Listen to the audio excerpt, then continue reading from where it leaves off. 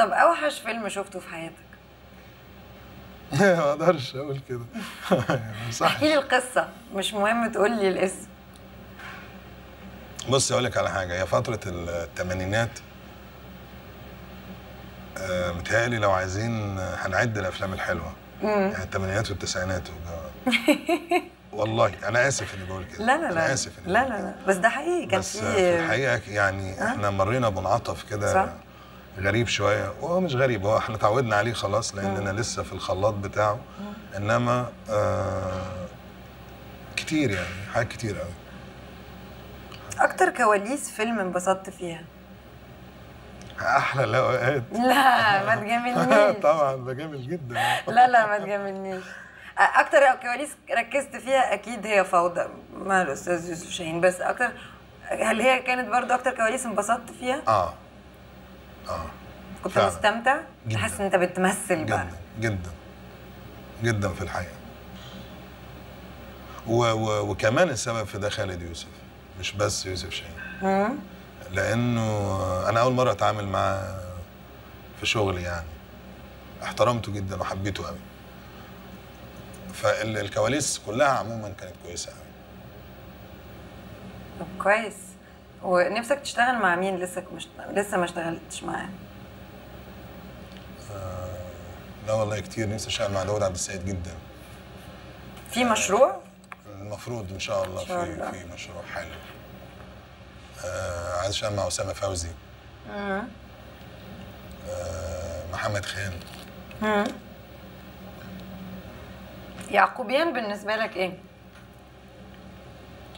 فيلم مهم جدا، فيلم مهم جدا، لان الفيلم ده كان مهم لينا كلنا في الحقيقه والله. ثبت حاجات مهمه، يعني ثبت استاذيه عند عادل امام في الدور اللي عمله. انت عملت دور حلو قوي. ربنا يخليك. وانت قوي.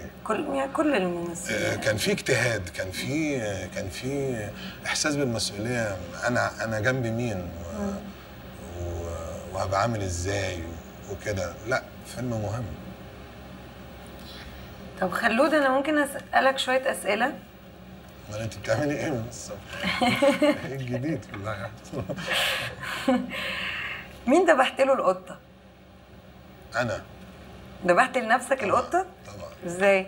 لاني عرفت ان مطلوب مني في الحياه اني ما اعملش اللي انا عايزه. مش مطلوب مني اني اعمل كل اللي انا عايزه.